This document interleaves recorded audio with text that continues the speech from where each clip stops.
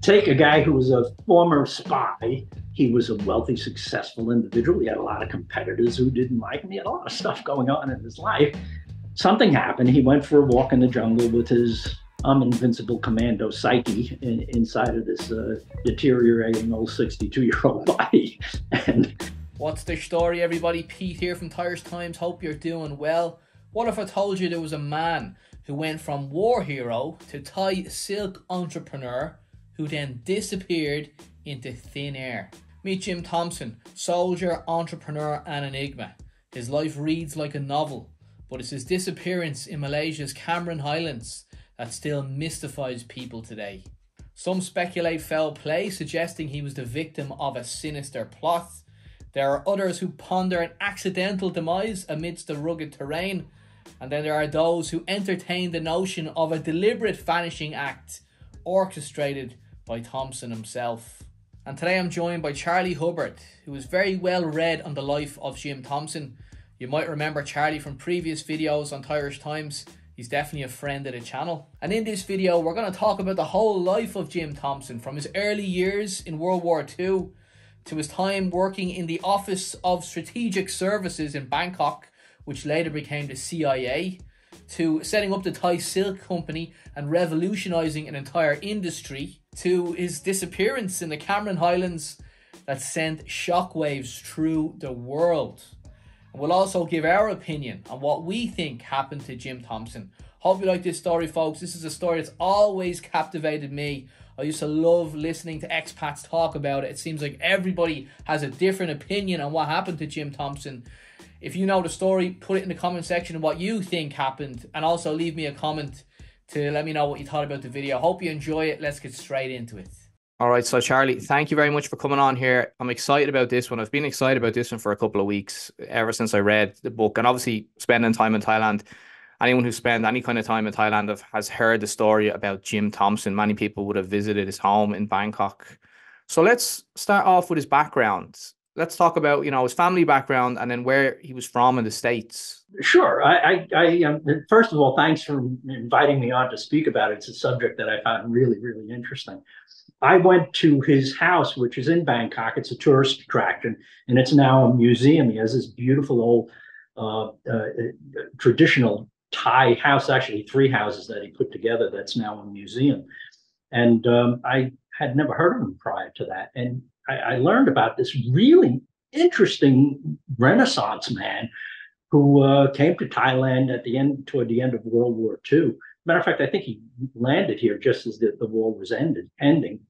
What an incredible story this guy is. He's like a real James Bond, and more than that. And so I started looking into his history, and yeah, he's a pretty incredible individual, and an interesting story, full of intrigue. So where do you want to start with this? Even his family background seems to be interesting. Didn't he have his great grandfather was fought in the Civil War, American Civil War?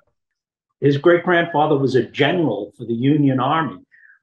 Thompson was wealthy. He came from a wealthy family, the Thompsons of Delaware, and his father was a manufacturer. I forget exactly what it is that they made, but they were wealthy. They did very, very well. And he was raised in this patrician family who were patriots. They were American patriots who believed in service to your country, and they instilled those kind of values into Jim. And yeah, his great grandfather was a general for the Union Army during the American Civil War.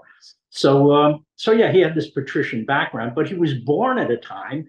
He went to Princeton University and became an architect, and was working in an architectural firm in Manhattan, in New York City, during the 1930s. And he became like a dilettante.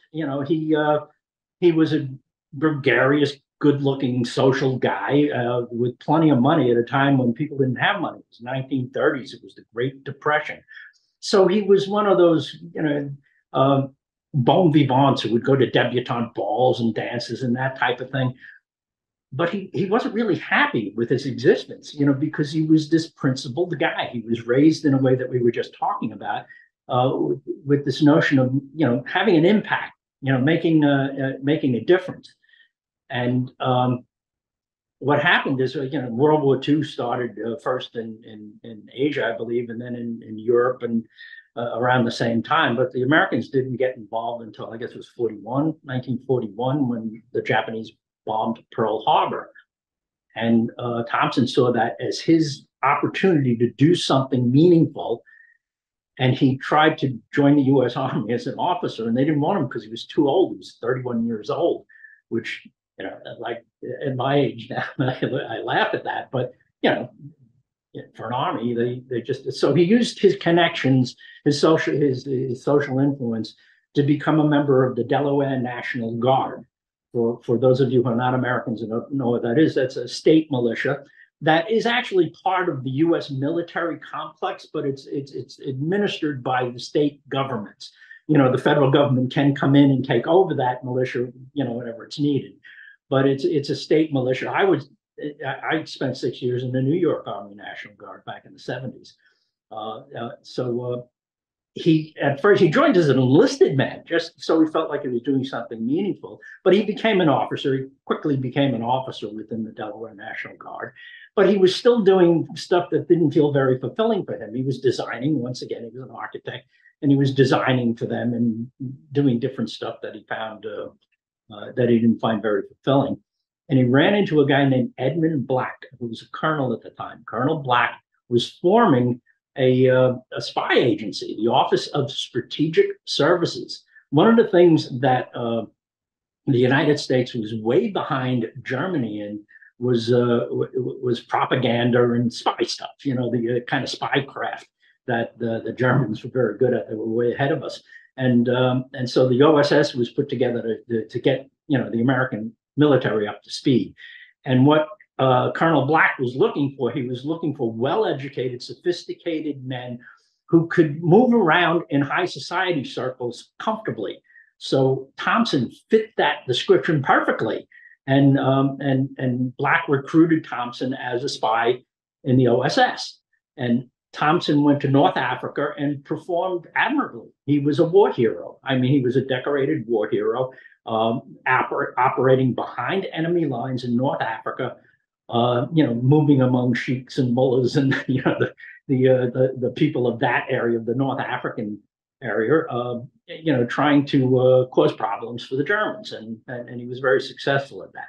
Toward the end of the war, 1945, he went to Sri Lanka to train in jungle survival skills with a guy named Alexander MacDonald, who was an interesting part of the story as well. And Udom Patpong. You've heard of Patpong, the neighborhood in Bangkok? Oh, yeah. Yeah. I've never been there myself. I've just kind of drove past. Well, after learning all of this stuff, I went to Patpong, which is kind of it is past its prime, but it's still a red light district. As far as I know, I haven't been there in, I guess, about 2 years. But the Patpongs of Bangkok were a high society family. I mean, they were in with the Thai royalty, and they were very wealthy, successful, high society people, and they owned a farm. What is now this big red light district was a banana farm, and the Japanese occupied it during World War II. They used it as their headquarters. There was a big building that they used as their headquarters, and Udom Patpong was a Thai freedom fighter. He didn't like the Japanese, and he hooked up with Thompson and MacDonald in Sri Lanka, and they were training to be behind the lines freedom fighters and cause problems for the Japanese. And they all managed to. They were planning on parachuting into Thailand. I think Thompson actually just landed there. He was planning on parachuting in, but on his way there, the United States bombed Hiroshima and Nagasaki, and the war ended. So he wound up in Thailand at the end of the war. But nonetheless, he had made all these contacts with tribal people around the region, and Alexander. And what happened is, after the war, they were kind of dignitaries there. MacDonald and Thompson were big shots because they had connections. I mean, Thompson at the time was a major, and MacDonald was a lieutenant commander, I believe. He was a Navy guy, lieutenant commander, and that's about the same rank. And while that has some status within the military, these two guys had clout and influence way beyond their pay grade because they could direct funds, to government agencies in the post-war era. And they both decided when they left the military, they disbanded the OSS and made the CIA, which is a civilian agency, and Thompson decided to stay in Bangkok. So did McDonald. And McDonald was a writer. He was a reporter for a Boston newspaper. He went on to found the Bangkok Post. And what he wrote of him and Thompson is that they didn't want to go back to the States because they had eaten of the lotus blossom, was the phrase that McDonald used in his biography. And I'm interpreting that as the ladies of Thailand. So, he's in Thailand, end of the war, okay, and then he eventually goes on to set up the Thai Silk Company, which became very, very well known internationally. Can you tell us about that, like setting that up and running that business? Thompson was a designer, and everything I've read about him, he had an eye for color and patterns. And as he was traveling around northern Thailand, where silk weaving still takes place, traditional silk weaving with hand-spun looms, and I've seen that up in Loei province myself, still takes place up there. He saw these beautiful fabrics that they were producing, mostly for ceremonial stuff. I mean, the only people at the time that were wearing Thai silk were royalty and people at that level of society. And people in the country would use it for ceremonial stuff. So he saw the value in that and organized Thai silk weaving from the cottage industry that it was into an efficient manufacturing process.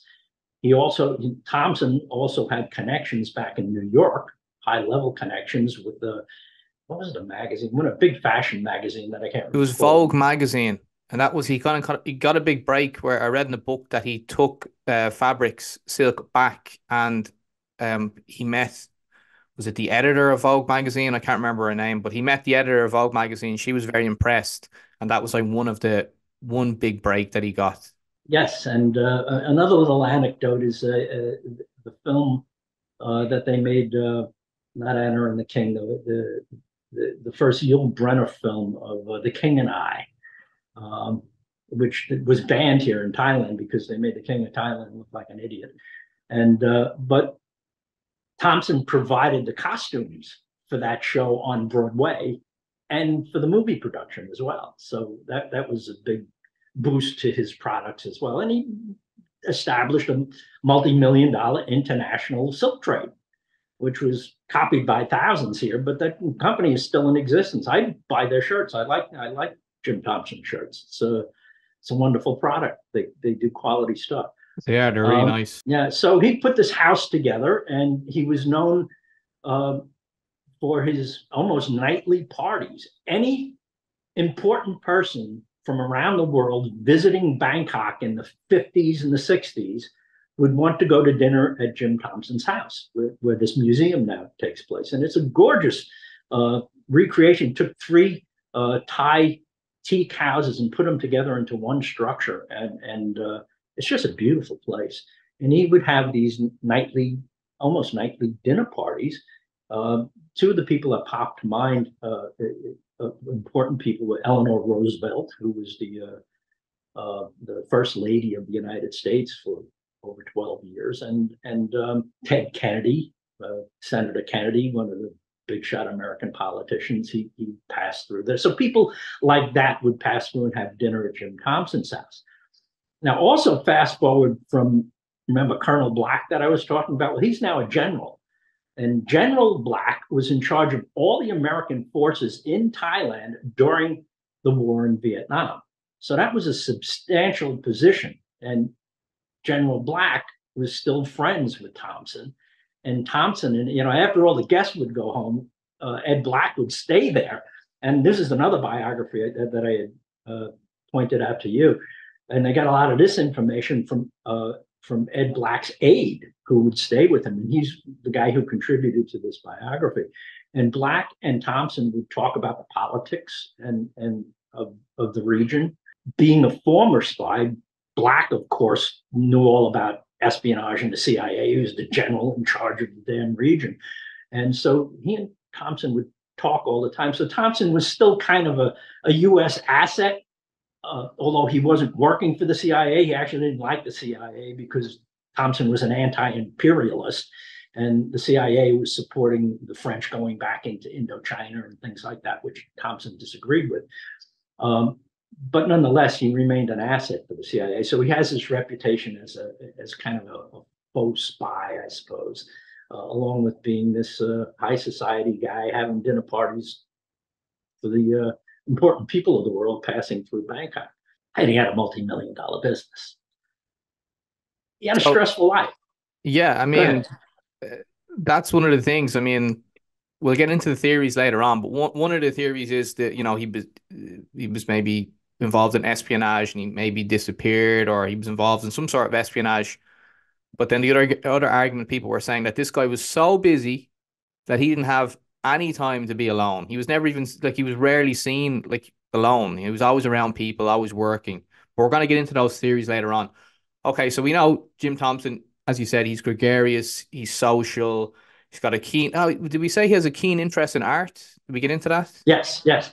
One of the things he did, he had a lot of contacts in the rural regions of Thailand, and he would go spend time there because for a lot of reasons. But he'd go up and spend time there, and there were, Thailand's an ancient culture going back to old Siam, Siam as they say it here, and locals would take him to sites where he would recover old Buddhist relics. And so most of the art that he collected was Buddhist art, but some of it was just priceless antiques that he would dig out of jungle caves and things like that and bring it back to his home.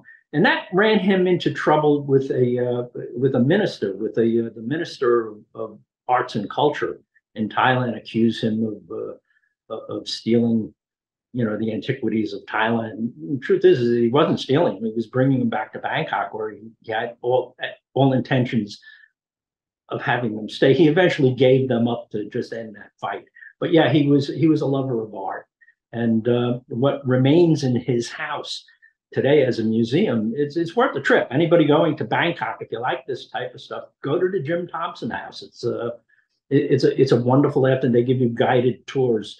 And it was a little expensive. It was about 1,000 baht entry fee, which is a little pricey for Bangkok, but it was worth it if you like this kind of stuff. I've gone multiple times. Whenever I have a guest in Thailand, if they're into that thing, I bring them there. The Disappearance. Okay, so let's start kind of at the very beginning of it. So the area that he disappeared was called the Cameron Highlands in Malaysia.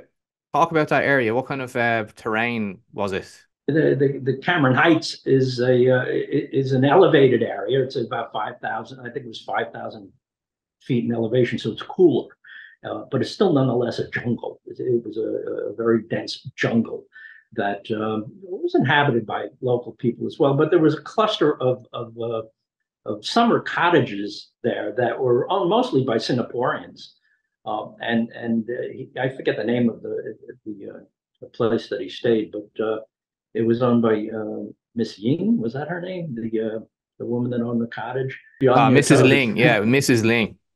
Ling, right. So Ling was a successful Singaporean woman, but she knew Thompson. They were friends, and he was going there.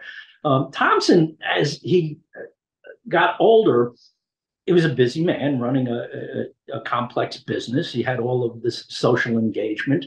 I think he still had contacts to the clandestine services, and Edmund Black being one of them. Now, while he didn't work for them anymore, he still was an asset to them. So he had his fingers in that. The book that you recommended to me was suggesting that he wasn't for all these made-up reasons, and I disagree. I think because I had read this other book, that he used to sit and talk with General Black all the time about regional issues and offer Black his opinion, and Black was still active in all of that. And Black also orchestrated a search for Thompson after he disappeared. You have to remember, Thompson was trained in. He was a commando. He was a spy and he parachuted in behind enemy lines with jungle survival training skills, and part of his resume. And I could sympathize with this, having been very athletic and active in my younger days. I was in New York City fireman in a fire office. I did all this adventurous stuff. So in the back of my mind, that's still my self-image, my identity. But I'm an old guy, and it's like it's hard to bring a balance to that. And I think that's where Jim was. He was at a point in his life, he had high blood pressure. He was a heavy cigarette smoker, which was common at the time. And he wasn't in the best of health. He took medications for his blood pressure and other things. He had health issues. Was he in his late 60s? Early 60s. I think early 60s, okay. 62, I believe. And he was a little overweight. And so, he wasn't the dashing young commando that he once was in real life. But in the back of his mind, I think, that self-image still existed. On the day or on this trip that he went to the Cameron Heights, it was just he needed a break. He was taking a little vacation. It was Easter weekend, and he traveled to Malaysia to the Cameron Heights to spend some time with Miss Ling and a few other friends, and they went to church on Easter Sunday morning, and then they went on a picnic. And Jim was a little restless, and they all went back to the cottage. And everybody else took a nap, and Jim went out for a walk, disappeared. Nobody ever saw him again. So what happened to him? A man with a background like his, people love conspiracy stories these days. It's like you can't have an event of any kind these days. A ship crashed into a bridge in Baltimore recently, and the bridge collapsed. And within a matter of minutes on Twitter or X, all these conspiracy stories were popping up about a maritime ship crashing into a bridge, and they were creating these crazy stories. Nothing goes by today without some, major event without some kind of a conspiracy story. So take a guy who was a former spy, who had intrigue a little bit with arts and culture in Thai government. He was a wealthy, successful individual. He had a lot of competitors who didn't like him. He had a lot of stuff going on in his life. And he goes out for a walk in the jungle and disappears, and they make up a lot of stories about that, and there's no way to refute those stories. I can tell you that I believe that he was abducted by aliens, and there's no way for you to disprove that. You can't disprove these conspiracy stories. But what you can do is look at the facts that we do have. And Occam's razor, that's a theory that presented with many different possible answers to a problem. Usually the simplest one is the correct one. What I think happened to Jim Thompson, earlier in the weekend, he had gone out for a walk in the nearby jungle. There were pathways through the jungle for people to take walks in, but he used to like to go pathfinding on his own. He was a jungle commando, right? And he did that with one of the other men in his party, and they got lost. Right now, they refound it. Now, what he did from the book that you recommended to me, he found a stream, followed the stream, and it led them to, a path or a road, and they found their way out. Now, the guy he was with was really frightened and upset about the whole thing. Jim was elated. He was elated that he used his jungle survival skills to find his way out. And I think he just wanted to go back and try it again. And I think that's what happened. He left his keys, his wallet, and his medication back on the kitchen table in the cottage. He had no plans of disappearing, which is one of the conspiracy stories, that he self-disappeared and somebody saw him in Bali later on. Like, nah, I don't think that happened. He would have brought his medication, but he was planning to do that. Others is that he was kidnapped by enemies, all these enemies that people, real and fictitious. And there's no evidence to support any of that. And, that there was some kind of clandestine hit. I think he went out in the jungle. He was pathfinding his way through the jungle and had maybe he had a stroke, maybe he had a heart attack, maybe he fell into a hunter's trap, maybe, there's any number of things that could have happened. And he was disabled and died in the jungle. I would agree with that theory, just because from the book I read, the initial search lasted 10 days and it was very haphazard. It wasn't organized well. There wasn't that many people. And then one person, member of the local police, is quoted as saying It would take a full regiment of men, approximately 1,000 a month, to truly cover the jungle around the resort. And even that would have been useless if Thompson managed to venture out from the immediate area. And there was a lot less than 1,000 people involved in the search. So yeah, I think what happened was he went off the trail. He went into the jungle from the road, went off the trail, got lost, and then sometimes maybe people panic or whatever, and he continued going or whatever, but he went out of the search area, and that's why he wasn't found. But then the critique on that is when they were searching, there was no vultures. They were looking for vultures because vultures are obviously going to look for a carcass, and they never saw vultures. That's a nice story, but it's there's a forensic analysis done by a guy named Llewellyn Tolman, who's a PhD forensic analysis guy, very well educated dude that does this kind of stuff. I think he was in Malaysia helping find that lost flight, the MH730 or whatever it was, the Malaysian flight that disappeared in the Indian Ocean. And he was in for that. So he took a look at the Jim Thompson story too and came to the same conclusion that you and I are reaching, that Thompson wandered off in the jungle and disappeared in the jungle. And jungles have a way of disposing organic material with or without vultures. It's a jungle. There's all sorts of fauna that would find stuff to do with human remains. Llewellyn makes it even simpler than you. He thinks that Thompson's corpse is probably within a 500 meter radius of the cottage. As for regiment, remember General Black? Black was his friend. Black organized the U.S. military to bring a regiment in. I don't know if it was a regiment, but he brought a whole lot, planes and helicopters. And Black actually got in trouble for this because, he was going outside of his chain of command. I mean, he was up there, but he had bosses too. And he just took it upon himself to use the U.S. Military assets that he was in charge of in Thailand, in Malaysia, to search for his friend Jim Thompson, and they didn't find him either. So, yeah, do we know what happened to him for sure? No, but my conclusion is the same as yours and Tolman's conclusion, which is that something happened. He went for a walk in the jungle with his I'm invincible commando psyche inside of this deteriorating old 62-year-old body, and had an event that left him in the jungle, and his remains disappeared from stuff in the jungle. Well, let's go through some of the other theories because, like you said, everyone has a theory on it. So the other one was, yeah, he fell down a ravine and his body wasn't found. And then another one was the hunter's trap. So there were natives that lived in the jungle at the time. And a theory is that he got caught in a hunter's trap and was then buried by the natives because they were too scared to admit what happened. So they just kept it secret.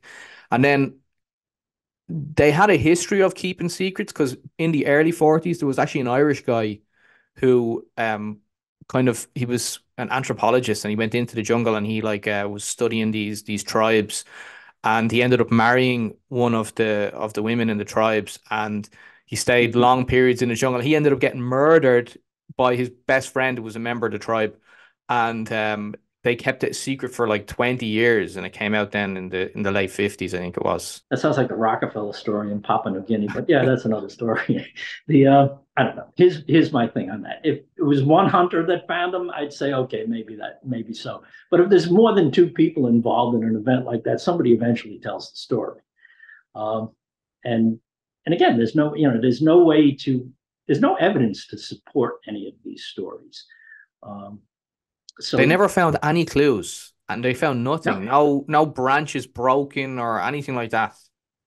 No, he disappeared. So, I have two theories. One is that the one that I just said, that he went out and had an event and died in the jungle, and the other one is he was abducted by aliens. So you can go with either one. There was an unusual sighting for a guy called Edward Pollitz who knew Thompson. And in fact, Thompson was supposed to meet him in Singapore after his trip to Malaysia. And Pollitz was in a hotel in Tahiti. And he looked out the window and he saw what he thought was Jim Thompson getting into a car, and he ran out of the hotel. And just as he ran out, he says Thompson had gotten into the car and driven away, and he was sure it was him. And then he went to Thompson's family, told them the story, and they put it down to mistaken identity. Yeah, it's like there are people who think that they saw Sasquatch as well, and by the time they got down out of the hotel room, he was gone as well. The Again, that kind of stuff. Give me some evidence to support it. Let's shift a little bit. I want to go back to this story from a little bit different angle here. Remember, I was talking about Alexander McDonald and Udom Patpong. This is the story of unintended consequences of expats in Asia, I guess we'll call it. All right, so these three guys, McDonald and Thompson decide to stay in Bangkok. McDonald starts the Bangkok Post. Thompson starts this very successful silk manufacturing business, and Udom Patpong just goes home. he was a Thai guy, right? A Thai guy from a wealthy family. His father dies. He takes over the business, and he converts that old banana farm. It was a banana farm, is what it was. He converts that into what we would have called an industrial park back in the day, a light industry park of what now look like 3- and 4-story townhouses, all built smashed together. And he started renting them out to foreign businesses like TWA and IBM and other big Western businesses who, after World War II, wanted to get in on the growth, on the action here in Thailand. Well, I'm not in Thailand today, but back in Thailand, that was offering all manner of growth in Southeast Asia. So you start putting in things like IBM, TWA, which was an old American airline. They went out of business. Pan American, another airline. And what was happening is Thompson and McDonald still had plenty of influence and contacts with Americans and big business and the government. And they would funnel these people to their buddy Udom Patpong as tenants in his new industrial park. The U.S. Air Force had an office there. The CIA had an office there. It was a place, so you put military and business executives, spies and all manner of people making good money in a place in Bangkok. What comes next? The girls from Nissan, they come down. These expats are, targets for girls seeking that kind of partner. Let's put it that way. And what happened is, out of that evolved Patpong, the red light district. By the time you get to the Vietnam War and you have Americans coming in for rest and relax, and Australian soldiers coming in for R&R in Bangkok, where are they going? They're going to Patpong. So it started springing up with bars and whorehouses, basically what the Thais now call an entertainment zone. So the first big entertainment zone in Bangkok came about because of spies, because of American and Thai spies after World War II. It's like again the lore of unintended consequences. I love that part of the story. Did Thompson have any kids? No, he did marry. I was going to say never married. He did marry a woman before going overseas with the army, while he was still in the National Guard, and to a socialite, and didn't work out. While he was overseas, she divorced him. While he was on active duty, not a very nice thing to do, but I don't think he cared. So he had a brief marriage of a couple of years, no children, and never remarried. So what happened to the Thai Silk Company? Obviously, it kept going, but what happened after the disappearance? I mean, who became the owner? Well, one of the things that I learned from the book that you recommended is that it's called the Thai Silk King, Jim Thompson, the Jim Thompson Company. He was the figurehead of the company. He was not the sole owner. There were a board of directors. It was a company.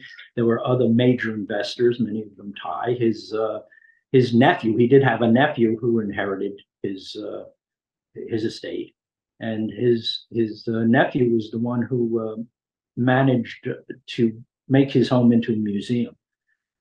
That still benefits a charity. I'm sorry, I can't remember the charity that it benefits, but it makes it, it's a profitable it's a profitable enterprise that still supports, I think, something for the blind, if my memory is serving well. But it's a philanthropic organization. So if you're plunking down 1,000 baht to get into the place and you think it's a little expensive, it's for a good cause, and you'll enjoy the tour. So give them their $25 or $30 or whatever it comes to these days. Yeah, it's definitely worth a trip. I always enjoy going in there. I like the garden as well, and the house is fantastic. Just if you're into art or into like history or just seeing a really old classical Thai house, head in there. Just beautiful. And yeah, the Jim Thompson Silk Company still exists. I never heard of it prior to coming to Thailand. So I don't know if it exists in New York or not, but I don't think that it does. And I love this. It's mostly women's clothing. It's Thai silk, still just fabric. You could just buy plain old fabric or women's clothing for the most part, but they have men's stuff too. It is nice stuff. But anyway, Charlie, over to you. So you have a channel. Tell us about your channel, and then you're actually in the Philippines right now. So what are you doing? Yeah, that's your fault. That's why I'm here. What happened is you gave me this assignment, hey, we're going to talk about Jim Thompson. So I read yet another biography, and my brain starts rolling around about this whole story, thinking about what an impact these guys had. Guys like McDonald and Thompson, after the war, they become expats. They're civilians and they stay in Bangkok and actually have an impact, an influence on Thai culture and the Thai economy. And I'm thinking, yeah, they were just in the right place at the right time with the right skill set, and they were able to do that. I wish you could do that today. And then my brain kind of went to, well, there are places in Southeast Asia where it is possible and actually happening today. And that's the Philippines. And that's in the digital economy. So I wrote a story. I wrote, just to make this quick, I'm a writer as well. And this was kind of a complex story. So I read an article about it. I wrote an article about, YouTubers and gamers and people like that in the Philippines who are having an influence and an impact on the culture and the economy of the Philippines, which is still a little bit of a sketchy place. I mean, I'm in BGC, which is very nice, very modern, but the provinces are still a little sketchy. So opportunities exist there for people like this. And I wrote that article. I also made a video about it. I was thinking about that. I'm going to give you the link to the video that I made. I interviewed a big shot YouTuber who was like the main protagonist of my story, and I made a video about him. So I'll give you that link to yeah, my I'll share anything. YouTube. I'll share your channel. I'll share it all down below for anyone who's interested. Yeah. And that's what brought me here. I flew to Dumaguete on Oriental Negros, the island of Negros, to interview this guy, and that's what brought me here to the Philippines. So I'm headed back to Bangkok tomorrow. And it was a great experience, actually, because I got to write a story. I love writing. I got to make a video and got to take a few pictures. So that's my three things today as an old retired guy. I like writing, making videos, and taking photographs. And telling stories. Telling stories, yeah. Telling stories. Well, Charlie, it's been a pleasure. Like I said, I'm going to link your channel down below. Listen, it's been an absolute pleasure. I love listening to your stories. I knew you were the guy to get on here to talk about Jim Thompson, and I'm delighted that you came on it to do it. I appreciate the invitation. It's always great to, and I miss you. I wish you were still here in Asia. Could be back soon enough. You never know.